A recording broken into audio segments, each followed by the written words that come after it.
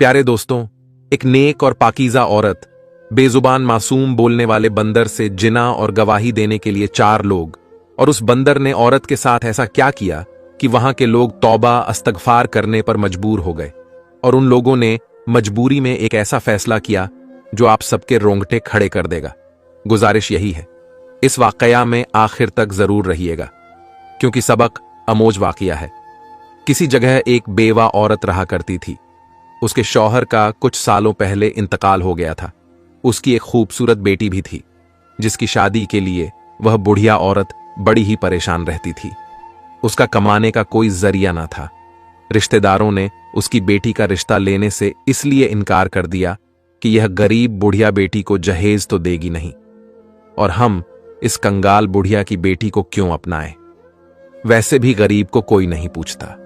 बुढ़िया की बेटी इस कदर खूबसूरत थी कि कोई भी शख्स उसे देखता तो उसका दीवाना हो जाता, और जब वह तिलावत करने बैठती तो उसके मुंह से फूल गिरते थे। उसी इलाके में एक रहमदिल सरदार भी रहा करता था, जो कि बहुत नेक था, गरीबों की मदद करने वाला था। जब उसको बुढ़िया की जवान बेटी का पता चला कि कोई भी उसकी बेटी का रिश्ता नहीं ले रहा, सिर्फ और सिर्फ गरीब होने की वजह से, तो उसने उस बुढ़िया को पैगाम भिजवाया कि मैं उसकी बेटी से शादी करने के लिए तैयार हूं और मुझे कोई जहेज नहीं चाहिए। बुढ़िया इस रिश्ते पर फौरन मान गई और अपनी बेटी को 2 कपड़ों में रहमदिल सरदार के साथ रुखसत कर दिया। शादी को कुछ दिन गुजरे तो वह बुढ़िया इंतकाल कर गई। उस सरदार का भी आगे पीछे कोई ना था, सिर्फ बीवी ही उसका सहारा थी। अब शादी को काफी अरसा गुजर चुका था, लेकिन सरदार की कोई औलाद ना हुई थी। उसी गम को लेकर सरदार की तबीयत भी कुछ ठीक नहीं रहती थी। वह बीमार रहता था। फिर खुदा की करनी ऐसी हुई कि उस नेक पाकीज़ा लड़की पर गमों के पहाड़ टूटना शुरू हो गए। एक दिन ऐसा आया कि वह सरदार भी दुनिया से चला गया और वह औरत अकेली रह गई। वह औरत यूं तो हाफिज कुरान थी, पर्दे की सख्ती से पाबंदी करती थी और हर वक्त अल्लाह की याद में मसरूफ रहती। उसका शौहर उस इलाके का रहमदिल सरदार होने की वजह से उस औरत की भी नेक नामी के चर्चे जगह जगह मौजूद थे। सब जानते थे वह औरत बहुत पाकीज़ा ख्यालात की मालिक है और एक अच्छे इंसान की बीवी है, यहां तक कि इबादत गुजार भी है। लोग उस औरत की दुआएं लेने दूर दूर से आते थे। जो भी उन लोगों के मसाइल होते वह औरत हल कर दिया करती थी, इसीलिए लोग उसकी इज्जत करते थे। शौहर के होते हुए तो कभी किसी ने उस पर तोहमत नहीं लगाई, ना ही उंगली उठाई, बल्कि जो बुरे आदमी थे वह भी उसकी तरफ आंख उठाकर देख नहीं सकते थे, क्योंकि वह औरत बहुत खूबसूरत भी थी और जवान भी थी। बदकिस्मती से उसकी कोई औलाद नहीं थी। न सर पर किसी मर्द का साया था, यानी शौहर भी नहीं था, और उसके माँ बाप भी मौजूद नहीं थे, न कोई भाई था। खूबसूरत बेवा औरत अपने घर में अकेली रहा करती थी। औरत जानती थी अब वह तन्हा है, शौहर का साया उसके सर पर नहीं है। अब लोग उस पर इल्जाम भी लगाएंगे, उसका जीना दुश्वार भी कर देंगे, उस पर मुश्किलात के पहाड़ भी टूटेंगे। लेकिन वह अल्लाह की जात पर तवक्कल रखती थी। सबसे बड़ी बात यह थी कि वह जिस जगह रहा करती थी वहां पर एक बहुत अमीर आदमी था, जिसने उस औरत को जब पहली बार देखा तो उसका दिल उस पर आ गया। उस लड़की के शौहर के होते हुए उसने ना ही कभी गंदी नजर से देखा और ना ही उसमें इतनी हिम्मत और जुर्रत थी, क्योंकि वह घर से बाहर नहीं निकलती थी। लेकिन हालात बदले तो उसे अपने कामों की वजह से घर से बाहर निकलना पड़ा। यह उसकी मजबूरी थी, क्योंकि वह मेहनत भी करती थी और अल्लाह ताला की इबादत भी करती। दिन में रोजा रखती, रात में लंबे लंबे सजदे किया करती।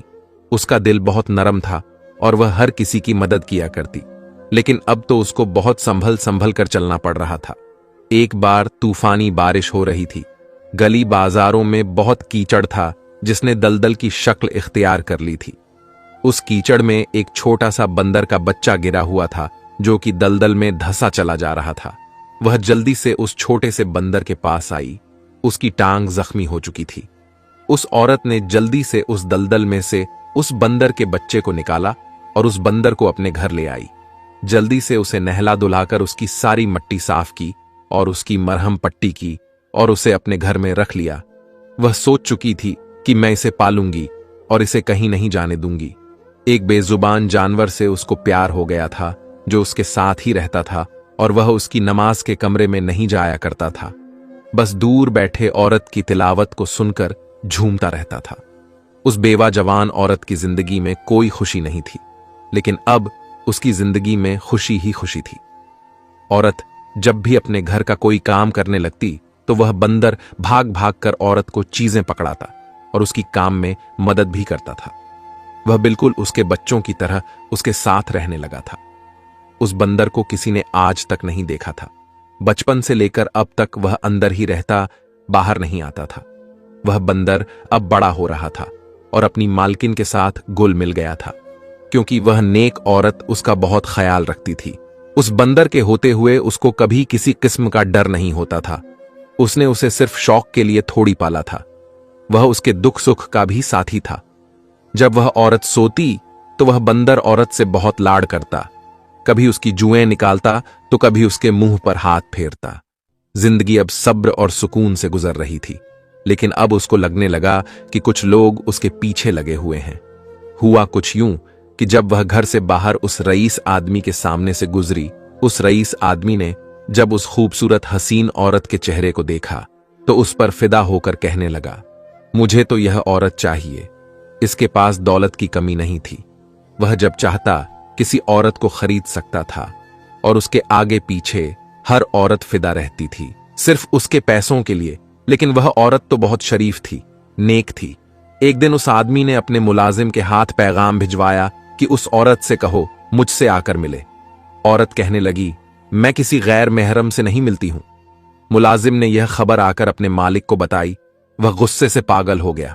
उसने कहा, आज तक किसी औरत ने मुझे इनकार नहीं किया और मेरे पैगाम को ठुकराया नहीं। मेरे पास इतना पैसा है, ये कौन औरत है जिसने मेरी इस ख्वाहिश को ठुकरा दिया? और जब मैंने पेशकश की तो उसने कबूल नहीं की। उस औरत को मुझसे मिलना पड़ेगा। लेकिन उसके आदमियों ने उसे बताया कि हमारा मालिक शहर का सबसे रईस आदमी है, उस जैसा कोई अमीर नहीं। तो कहने लगी, मैं किसी को नहीं जानती, रईस हो या अमीर हो या कोई नवाब हो, आप यहां से जाएं। इतना सुनने के बाद उस अमीर आदमी ने फैसला किया, मैं खुद उस औरत के पास जाऊंगा। फिर जब वह औरत के सामने गया और कहने लगा, देखो मेरे पास बहुत कुछ है और मैं तुम्हें पैसों में तोल दूंगा। वह सब कुछ जो तुम कहोगी वह मैं तुम्हें दूंगा, बल्कि तुम्हारे कदमों में निछावर कर दूंगा। बस एक रात मेरे साथ गुजार लो। तुम नहीं जानती, मैं तुम्हारा आशिक हो गया हूं। जब से तुमको देखा है तुमको पाना चाहता हूं। वह औरत कहने लगी, मेरा तुमसे क्या ताल्लुक है? मैं तुम्हें जानती भी नहीं और तुम कहते हो मैं तुम्हारे साथ जिना कर लूं। अरे अगर करना चाहते हो, शरीफ आदमी हो तो निकाह करो। तो कहने लगा, मैं तुमसे निकाह नहीं कर सकता, क्योंकि मेरी वैसे भी 4 बीवियां हैं और वह नहीं चाहेंगी मैं तुमसे शादी करूं। वह लोग अमीर मां बाप की बेटियां हैं और उनके आगे मैं कुछ नहीं कर सकता। और हां, तुम्हें सब कुछ दूंगा पर बीवी नहीं बनाऊंगा। उस औरत ने कहा, तुम्हें शर्म नहीं आती? मैं तुम्हारी बीवी ना बनूं बल्कि रखैल बनाना चाहते हो। तुम चले जाओ यहां से, तुम्हारी दौलत मुझे मुतासिर नहीं कर सकती। जाओ किसी और को खरीद लो। लेकिन वह आदमी तो शैतान था। उसके अंदर ख्वाहिश थी। वह चाहता था कि बस एक बार एक रात उस औरत को हासिल कर ले। वह आदमी उस औरत को हासिल करके अपनी बीवी तो नहीं बनाना चाहता था, लेकिन उसे इस्तेमाल जरूर करना चाहता था। उस दिन उसने सोचा कि मैं इसे अपने आदमियों से कहकर उठवा लेता हूं। उसने अपने चंद बदमाश उसके घर भेज दिए, जिन्होंने दरवाजे को तोड़कर जैसे ही उसको उठाना चाहा तो उनको ऐसे लगा कि किसी ने उनको उठाकर फेंक दिया हो। वह कोई ऐसी ना नजर आने वाली ताकत थी जो उस औरत को बचा रही थी। फिर उन आदमियों की नजर एक बंदर पर पड़ी जो औरत के सहन में बैठा रो रहा था। उसकी आंखों से आंसू निकल रहे थे और दुआ के लिए उस बेजुबान ने हाथ उठाए हुए थे और आसमान की तरफ देख रहा था। वह डर के मारे अपने मालिक के पास हांफते कांपते हुए आए और कहा, हमें नहीं पता, वह औरत कुछ खतरनाक औरत है, हम उसको हाथ नहीं लगा सकते। हमें तो किसी ने उठाकर फेंक दिया और उसके पास ना जाने कौन सा जादुई बंदर है। अब हम वहां नहीं जाएंगे, ना ही आप हमसे यह काम करवाएं। वह थक गया था। उसने कहा, क्या करूं, यह औरत तो मेरे हाथ नहीं चढ़ रही और यह लोग एक नाजुक औरत को ना उठा सके। ना जाने किस ताकत की बात कर रहे हैं। अब उस आदमी ने साजिश की और वहां पर मौजूद 3 और अमीर लोगों को अपने साथ मिला लिया और कहा, देखो उस जगह एक हसीन खूबसूरत औरत रहती है और बेइंतहा हुस्न वाली है और उसकी औलाद भी नहीं है। मैं उससे हासिल करना चाहता था, वह तो मेरे चुंगल में नहीं फंस रही। मैंने अपने आदमी भेजे, शायद वह उनके काबू में आ जाए, लेकिन ऐसा ना हुआ। अब तुम लोग मेरे साथ मिलो और हम उस पर इल्जाम लगाते हैं क्योंकि उसने मुझे मना किया। आज तक किसी औरत ने मुझे इनकार नहीं किया। तुम लोग भी एक बार देख लो, अगर वह औरत तुम्हारे काबू में आती है तो फिर हम सब बराबर बराबर उसको बांट लेंगे। यानी वह लोग मिलकर उस औरत के पास गए और बहाने से उसे अपने जाल में फंसाना चाहा, लेकिन वह औरत तो पाक साफ थी। उसको पता चल गया यह शैतान है और उसके साथ जीना करना चाहते हैं। उसने उन सब के साथ भी कुछ ऐसा ही किया, यानी कि वही जवाब दी। वह लोग गिरते पड़ते उस रईस के पास आए और कहा, सही कहा था तूने, वह औरत तो किसी की बातों में नहीं आने वाली। रईस कहने लगा, लेकिन मुझे उससे बदला लेना है। आज तक मुझे किसी ने नीचा नहीं दिखाया। अब हम मिलकर यहां पर जितने भी लोग हैं उनके दिल खराब करें। उस औरत के खिलाफ उन सबको भड़काया करेंगे। सब उसकी बहुत इज्जत करते हैं। ना देखना, हम उसे यहां की मशहूर तवायफ बना देंगे। उस औरत को उस आदमी की सब करतूतों का पता चल चुका था, लेकिन फिर भी वह नेक औरत सब गुनाहों से बचती रही। उस शैतान आदमी ने उस इलाके के सारे अमीर गरीब लोगों को भी मिला लिया, क्योंकि उसका एक नाम और मर्तबा था। तो जब उसने झूठी कहानी सुनाई तो सबको यकीन आ गया। सब उसको तंग करते, उसके दरवाजे पर खड़े होकर उसको ताने दिए जाते, उसके घर में पत्थर फेंके जाते। वह सब्र से काम लेती रही, लेकिन एक बार तो हद हो गई। सब इस कदर अपनी हस्ती से गिर गए कि इंसानियत भी शर्म से पानी पानी हो गई। उन लोगों ने आपस में इत्तेफाक तो कर ही लिया था, यानी दोस्ती कर ली थी। उन्होंने मिलजुल कर एक झूठी बात सारे शहर में मशहूर दूर कर दी। वह औरत अपने बंदर के साथ ऐसा काम करवाती है। औरत पर एक ऐसा वाहियात और गंदा इल्जाम था कि उस मोहल्ले की औरतें तक मुंह खोलकर तौबा तौबा करने लगीं। कहने लगीं, तभी हम कहे, यह औरत शादी क्यों नहीं करती है? बंदर जो पाला हुआ है, इसने अब जिस औरत की पूरे इलाके में सखावत, इबादत, दरिया दिल्ली और नेक नामी की वजह से लोग इज्जत करते थे, वह सब उसको पत्थर मारने लगे। उसने घर से निकलना छोड़ दिया। उसका वह बंदर जो कि उसकी हिफाजत के लिए ही था, उसको किसी ने कभी देखा भी नहीं था। उसकी आंखों में भी आंसू आ गए। दर्द से एक बेजुबान जानवर तक रो पड़ा। एक पाकीज़ा औरत पर इस तरह इल्जाम तराश की जा रही थी, लेकिन वह लोग उस पर बराबर इल्जाम लगा रहे थे। उस औरत के सब्र की इंतहा हो गई थी। उसने एक दिन अल्लाह ताला से दुआ की, या अल्लाह रब्बे करीम, मैंने हमेशा सब्र किया, तेरी शुक्रगुजार बंदी बनी रही और मैंने कभी तेरी नाफरमानी भी नहीं की, लेकिन तू मुझे माफ कर दे। मुझसे कौन सा ऐसा गुनाह हो गया कि बंदर के साथ मेरी रफाकत बताई जा रही है? यह काम तो मैंने एक इंसानियत के तहत किया था, जो तेरी मखलूक है, जिसको तूने पैदा किया है। उस पर मैंने रहम खाकर उसे अपने घर पर रखा, अपने बच्चों की तरह उसे पाला, उसकी परवरिश की। आज उसके साथ मुझ पर झूठा इल्जाम लगाया जा रहा है कि मैं जिनाकारी कर रही हूं। या अल्लाह किसी ऐसे इंसान को भेज दे जो कि सही इंसाफ कर सके। ऐ मेरे परवरदिगार, तू मेरे किरदार की गवाही ऐसे दिलवा कि सारी दुनिया देखे। सारी रात वह दुआ मांगती रही और वह बेजुबान बंदर भी औरत के पास बैठा हाथ उठाकर दुआ मांग रहा था। फिर अल्लाह की जात ने उनकी दुआ को कबूल किया। अब यहां पर वह चारों आदमी जो कि उस औरत को नीचा दिखाने के लिए हर मुमकिन हद तक कोशिश कर चुके थे, उन्होंने पूरे मोहल्ले को मिला लिया और कहा, सुना है कि यहां पर कोई काजी है जो कि सही फैसले करता है। किसी ने कहा, हां, यहां एक बहुत बड़े अल्लाह वाले रहते हैं जो कि नेक बंदे हैं और इंसाफ भी करते हैं। लोगों के पास जो भी परेशानियां हो सब उनके पास ही जाते हैं। तो वह रईस बोला, फिर तो वह मेरी बात भी सुनेंगे, चलो चलते हैं, देखते हैं वह हमारे लिए क्या फैसला करेंगे। उसके 3 साथी कहने लगे, हम तो कहते हैं उस औरत को भी साथ ले चलो। तो वह कहने लगा, नहीं, पहले हम उनको सारी सूरत हाल बताएंगे, फिर वह जो फैसला करेंगे वही होगा और मुझे उम्मीद है हमारे हक में ही फैसला होगा और हम उस औरत को शहर से बाहर निकलवाने में कामयाब हो जाएंगे। अब उसी शाम को वह चारों खबीस आदमी पूरे मोहल्ले के साथ अल्लाह वाले काजी के दरबार में पहुंचे और पूरी कहानी सुना दी। वह एक जीनाकार औरत है और उसने आदमी तो दूर एक बेजुबान जानवर तक को नहीं छोड़ा, इंसान तो क्या, उसने बंदर तक को नहीं बख्शा। हम चाहते हैं हमारे मोहल्ले से निकाल दी जाए, उसको पत्थर मारे जाए, जलील किया जाए। ऐसी औरत की सजा सिर्फ पत्थर ही पत्थर है, क्योंकि उस औरत की वजह से हमारी बेटियों पर बुरा असर पड़ रहा है। अल्लाह वाले, जो कि अल्लाह के इतने नेक और प्यारे बंदे थे, उन्होंने कहा, यह जरूर झूठ बोल रहे हैं, दाल में काला है। पहले मुझे खातून को बुलाना पड़ेगा, उससे मिलना पड़ेगा। अपने एक आदमी को हुक्म दिया, जाओ उस औरत को बुलाकर लाओ। अल्लाह वाले का आदमी खातून के पास पहुंचा और पैगाम दिया, पूरे शहर के काजी अल्लाह वाले तुम्हें बुला रहे हैं। वह साहिबे इल्म है, उनको एक बेहद कीमती फैसला करना है। वह कहने लगी, मुझे क्यों बुलाया जा रहा है?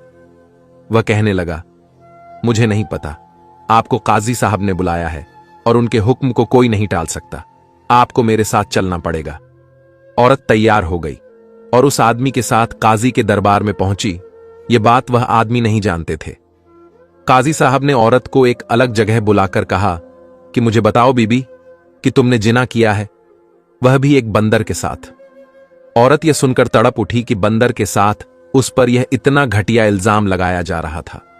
उसको बहुत दुख हुआ। उसने कहा, आप तो खुद अल्लाह के नेक बंदे हैं, साहिब इल्म है, आपको पता चल जाएगा और इंसाफ कीजिएगा, क्योंकि अल्लाह ताला इंसाफ पसंद लोगों को पसंद करता है। काजी साहब समझ गए कि वह औरत सच कह रही है। अब वापस दरबार में आए और हुक्म दिया कि उन चारों को अलग अलग कर दो। हम हर एक आदमी से अलग अलग पूछेंगे, फिर उन चारों की गवाही लेंगे। आपने सबसे पहले उस आदमी को बुलवाया जो कि वही रईस आदमी था। उसको अपने पास बुलाकर आपने उसे पूछा कि बंदर से उस औरत ने जिना किया है तो उस बंदर को तूने जरूर देखा होगा। आदमी बोला, जी हां। फिर उसने बोलना शुरू किया कि वह सिया रंग का है, यानी उसका रंग काला है। अल्लाह वाले ने कहा, अच्छा ठीक है। फिर दूसरे आदमी को तन्हा बुलाया गया, उससे भी यही सवाल किया गया। कुछ देर सोचकर उसने खुद ही कह दिया, सुर्ख यानी गहरा लाल रंग है। तीसरे को अल्लाह वाले ने बुलाया, उससे पूछा, तुम जिस औरत पे इल्जाम लगा रहे हो और कहते हो कि वह बंदर रखी है, जरा बताओ तो वह बंदर किस रंग का है? वह कहने लगा, मैं ना पहचानूं तो और कौन पहचानेगा। का उस बंदर का रंग खाकी है, यानी जमीन के रंग से मिलता जुलता है। अल्लाह वाले काजी ने आखिरी आदमी को भी बुला लिया और उससे भी वही सवाल किया। तो वह आदमी जल्दी से बोला, मैं तो अंधेरे में भी उसको पहचान सकता हूं, उसके रंग को मैं बखूबी जानता हूं, उसका रंग सफेद है। अब अल्लाह वाले ने उस औरत को दरबार में उनके सामने हाजिर किया तो वह आदमी हैरान रह गए कि यह कब से आ गई। उसके साथ उसका बंदर भी मौजूद था और बंदर का रंग ना सफेद था, ना लाल था, ना काला था, ना खाकी था, बल्कि उसको अल्लाह पाक ने सारे रंग मिला जुला कर दिए थे। यानी कहीं से वह लाल था, कहीं से वह काला था, कहीं से खाकी था और कहीं पर सफेद था। अल्लाह वाले गुस्सा में आ गए। उन्होंने कहा, अगर तुम लोग सच बताते, झूठा इल्जाम नहीं लगाते तो तुमको सजा नहीं दी जाती। वह चारों कहने लगे, हम सच ही कह रहे हैं, आप हमारी बात को माने। लोग हमारी बात पर यकीन करते हैं, लेकिन आप हमारी बात पर यकीन क्यों नहीं करते? आप भी तो बेटियों वाले हो, क्या आप नहीं जानते उन गंदी बातों की वजह से हमारे बच्चों पर क्या असर पड़ेगा? इसलिए हम प्यार से तुझे बोल रहे हैं कि तुम काजी हो, सबके फैसले सुनाते हो, हमारा भी इंसाफ करो। फौरन से इस औरत को यहां से निकाले, इसको सबके सामने दलील करो। वह बुजुर्ग ने कहा, यह तो अल्लाह ताला की जात ही बेहतर जनता है, लेकिन तुम सबने तो उस औरत की गवाही दे दी ना। अब एक गवाह मौजूद है जिसने उसकी गवाही नहीं दी है। वह रईस आदमी मुस्कुराहट के साथ कहने लगा, अच्छा, उस औरत की गवाही देने के लिए कौन नया आदमी पैदा हो गया? हम सब तो मिलकर उसको कह रहे हैं और यह सच है। अल्लाह वाले ने कहा, वो इंसान नहीं बल्कि जानवर है। जानवर उस औरत की गवाही देगा। वहां पर लोग खड़े हक्का बक्का रह गए और अल्लाह वाले से पूछने लगे, ये जानवर बोल सकता है? और क्या आप पागल हो गए हो? कभी सुना है? जानवर भी बोलते हैं। लगता है इस औरत का जादू आप पर भी चल चुका है। ये भला बंदर कैसे बोलेगा? आपने कहा, इस बंदर से उसकी गवाही ली जाएगी। तुम कहते हो ये बोल नहीं सकता। अब देखो, अल्लाह के हुक्म से ये बोलेगा। आपने अल्लाह का नाम लेकर उस बंदर से कहा कि तू अपनी मालिक का नमक खा चुका है। उसने तुझे उस वक्त उस जगह से उठाया जब तू दलदल में फंस चुका था। अगर वह तुझको वहां से नहीं निकालती तो तू जिंदा नहीं बच पाता। तुझको उस वक्त का वास्ता, क्योंकि तुम जानवर हो, अपने मालिक का एहसान मानते हो और इंसानों से ज्यादा वफादार होते हो। यहां के इंसान तो बेहया हो गए हैं, लेकिन तुम तो फरमाबरदार हो ना। गवाही दो अपनी मालकिन के लिए। यह औरत कितनी पाक साफ है। अगर यह गुनाहगार है तो भी बता दो इन सब के सामने। अब यह खबर बाकी दूर दूर के गांव में भी जंगल की आग की तरह फैल चुकी थी और लोग दूर दूर से उस औरत का इंसाफ देखने के लिए आ गए थे। अल्लाह के हुक्म से वह बंदर बोलने लगा। उसने कहा, यह औरत तो बहुत ही पाकीज़ा औरत है। अल्लाह ताला ने उसको बहुत आला दर्जा दिया है। यह कमाल की परहेजगार औरत है। उसकी तन्हाई भी पाक है और यह तन्हाई में सिर्फ और सिर्फ इबादत करती है। और मैं उसकी इबादत से इतना मुतासिर हुआ और अब मुझे भी बहुत सारी इबादत आने लगी है। उस औरत ने मुश्किल वक्त में मेरा इतना साथ दिया, मैं जिंदगी भर भूल नहीं सकता हूं। और जब यह आदमी रात की तन्हाई में उस पाकीज़ा औरत की इज्जत को तार तार करने के लिए आते थे तो मैं रो रो कर गिड़गिड़ाकर अल्लाह की जात के आगे दुआ मांगता था कि अल्लाह पाक इस औरत की हिफाजत फरमा, तू मेरी मदद फरमा। दुआ के असर से न जाने कौन सी ताकत थी जो ये लोग अपने मकसद में कामयाब नहीं होते थे, इसलिए यह लोग अपने घिनौना काम में कामयाब ना हो सके और इस पाकीज़ा औरत पर इल्जाम लगा दिया। अल्लाह वाले ने फैसला कर दिया कि इस नेक औरत पर एक तोहमत इल्जाम है और इसके साथ झूठ बोला गया।